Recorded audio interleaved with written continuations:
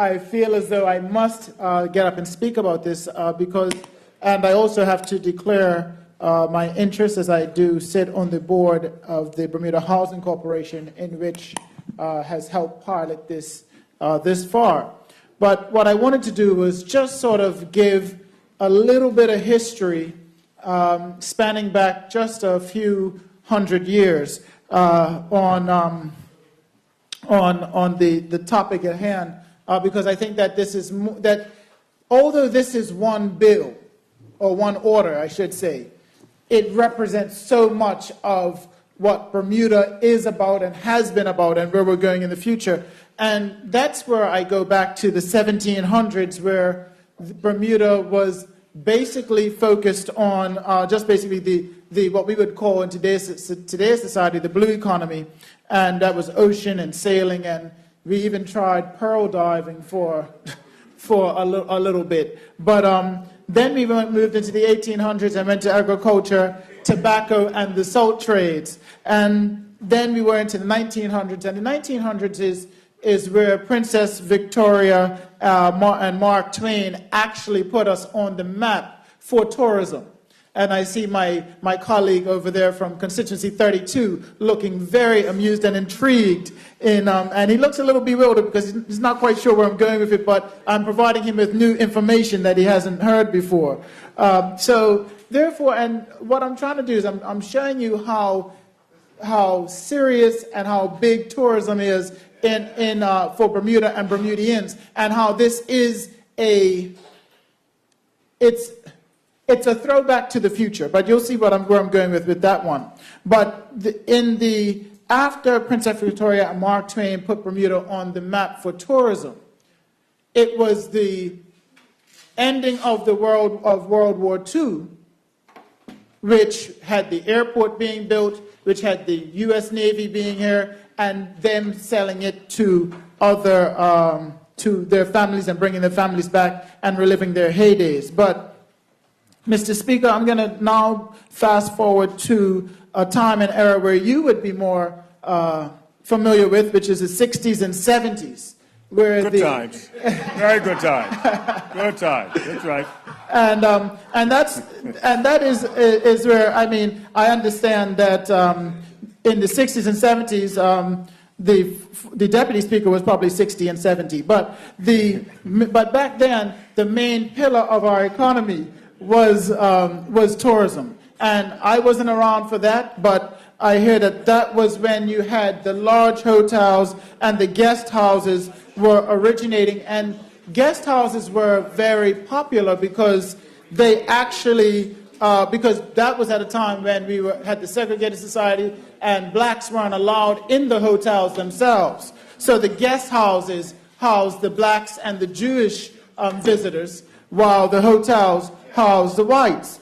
But now, Mr. Speaker, this is where my godmother, Georgine Hill's husband, comes into play, Mr. Hilton Hill, as he was a travel agent back in the day. And he actually sat in this house as not as an MP, but an MCP, a member of the colonial parliament, and he is also a proud member of the Alpha Phi Alpha Incorporated fraternity. But I digress, though. But also, Mr. Hilton Hill actually helped attract black Bermudians to the island and put them up in these guest houses, which in today's society we would say was probably an Airbnb style accommodations. So I hope you're starting to see the trend here, Mr. Speaker. Well, we're getting there. We're getting there. Yes, I'm getting there. But the thing is that Bermudians have always been and have always excelled at hospitality, Mr. Speaker, right? And that the thing is that we were so good at what we did and what we do that people actually mimicked us. They took our playbook. And the bad news about us being so good and having people actually taking our playbook is that they started to do it better than us, right? And as I heard the former finance minister, Bob Richards, say, somebody else will eat your lunch. That's what our neighbors to the south have done since the 60s and 70s. They have become good. So now the question is, how does that happen? How do you go from being the best in the business, the best at what you're good at, to struggling to be competitive, struggling to be relevant? And that is something that I fight with as an Arsenal fan. But we found the answer to that. And we're relevant once again. But in this case, yes, and the opposition leader is also a gunner. I mean, so everything is not that bad. But the thing is, is that the way that we went from being the best at where we were and what we were doing was that there was a shift in focus. And we shifted our focus from tourism to Bermuda Incorporated, shortly known as Bermuda Inc., right? And who was the leader and the orchestrator of that? That was the former premier, but at the time he was the finance minister, Dr. David Saul. And so when he shifted the focus from our tourism model, which was our main pillar in our economy, to a more business-centric, a more business-focused economy, I'm hearing members interpolating. That sort of threw me off, right?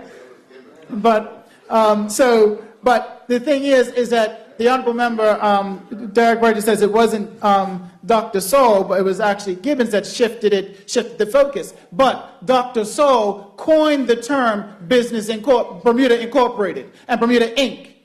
And under his leadership as Minister of Finance and under his then continued leadership as the Premier, we started to really focus and shift the jobs away, Mr. Speaker.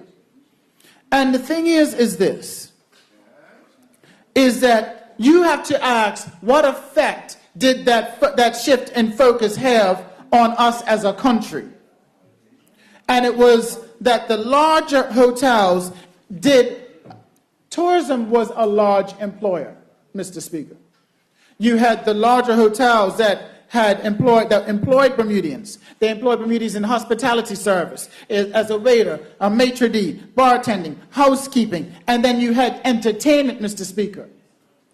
You had members of this community, I'll name the Talbot brothers, the Travelers, and Hubert Smith. I would sing a bar or two, but I don't want to show up my number from constituency number. I think you should stick to just % of your presentation. Yeah, okay. I'll leave that to the junior minister. But we all know that Hubert Smith came up with Bermuda is Another World, right? And I can't talk about Bermudian entertainers during the height of our tourism boom and without mentioning Gene Steed. But also we talk about the Holiday Island Review. But also, Mr. Speaker, what tourism has done and is talking about tourism provided entrepreneurship and small business owners. Small business owners like Vernon Jackson, who is the uncle to members on both sides of the House and happens to be the uncle to both of the whips for either party, myself and the Honorable Susan Jackson. And so, but also I mention Mr. Vernon Jackson not because he's a relative of mine, Mr. Speaker, but because, it does help because that means he was one of the better looking members of our society. But, Mr. Speaker, I mentioned Mr. Vernon Jackson because he was a business owner. He actually earned one of the small guest cottages, which was named Sapphire Bay, which happened to be located on the South Shore in Warwick. And I could actually go a little bit further, Mr. Speaker, and talk about how Sapphire Bay's exact location was across from where Swizzle South is now in Warwick, which means that it was exactly in the position and in the place that Grand Atlantic is now. Yeah, and the honorable opposition leader says he just wants to get concessions, and I understand that. I understand that, but the thing is that I want to give Bermudians the background, especially that this is in the blessed area of the country known as Constituency 24. So the thing is that with it being there, with it having been built there, and not just one yet, Sapphire Bay, you had ABC, which was the Atlantic Beach Club. You've also had the proposed Ritz-Carlton Hotel that was proposed to be in the same location. You also had the Golden Hind that was there. But yet, what I find interesting, Mr. Speaker, is that although you've had all these properties sitting there in the same place under the UBP, there was no problem. And one thing I want to clarify, because it was made so prevalent leading up to 2012, that if you put a property there, it would fall into the ocean. But yet we've had other properties in that same exact place. But nobody came out saying that about Sapphire Bay. Nobody said that about Atlantic Beach Club. Nobody said that about Ritz-Carlton. But I digress, because I'm going to show about the of what happened as we shift our focus, when we shifted our focus away. When we shifted our focus away from a tourism economy, what happened is that what disappeared was not just the Sapphire Bay Guest Cottage. What disappeared was not just the Atlantic Beach Club, but it was also the jobs that were in tourism and hospitality that went along with that. It were the waiters that disappeared, the busboys that disappeared, the bartenders, the housekeepers, and the hotel managers. They also disappeared. And so in my last speech, Mr. Speaker, I talked about and I made an impassioned plea to Bermudians, not just here on island that are unemployed, but to Bermudians that left the island between 2012 and 2017. And the honorable opposition leader said that he wants to give concessions. But this is more than giving of concessions, Mr. Speaker. This bill is a template on how we can move forward in bringing Bermudians back. We all talk about making sure that we need to have increased population. We need to have more people on this island, more heads in beds, more butts in seats. Right? And the honorable opposition leader again goes, it talks about giving concessions. And I repeat the fact that this is more than giving concessions. This is planting the seeds in which should hopefully we be able to harvest the return of Bermudians to take up jobs in hospitality and raise tourism to be a stronger pillar of our economy than it is now. So yes, what is printed on the papers that we have in front of us is about concessions. But the effect that this paper has, the effect with what we are going to do in this House today, has far-reaching and long-term benefits. And I don't want that to go unnoticed. I don't want that to go unsung. And I don't want that to be, I'll say, disrespected. Because we will be quick, and I say we, meaning both sides of this aisle, will be quick to point out what the other has done wrong, what the other should have done, what the other didn't do. But what I want us to focus on today is that this concession leads to 100+ Bermudian jobs.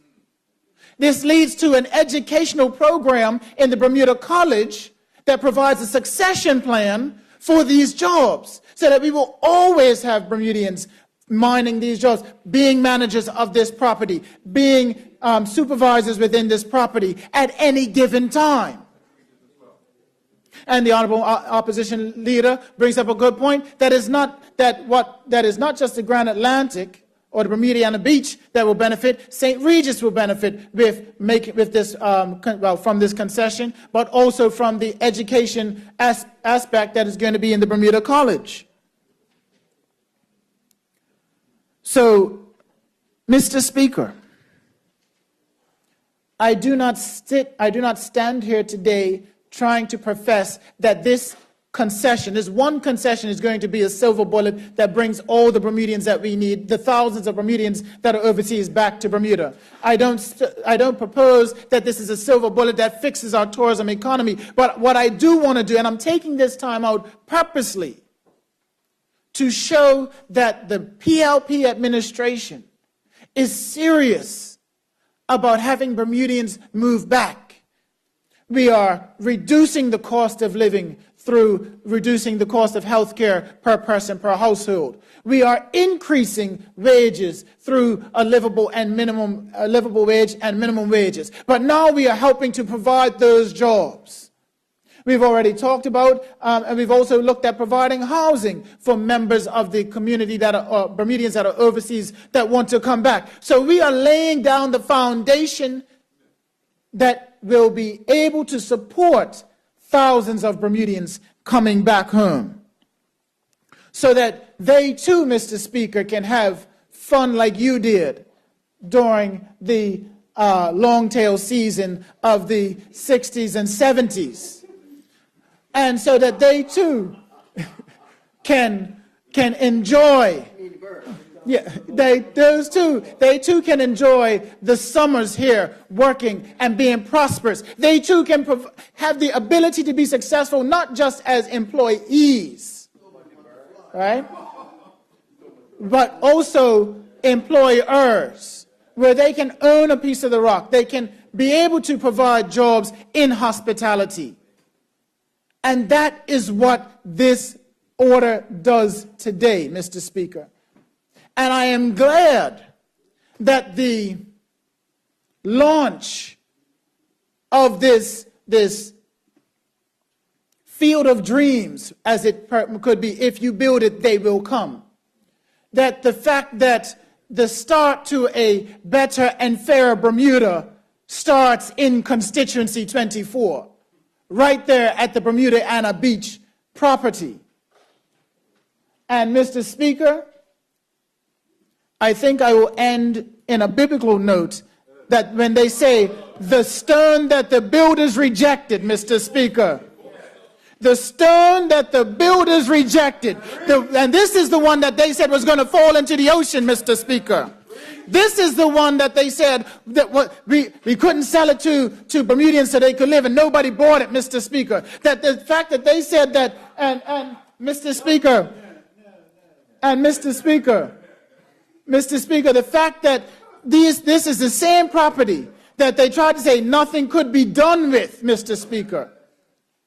The stone that the builders rejected is now going to be the foundation on which our future in tourism prospers from. Thank you very much, Mr. Speaker.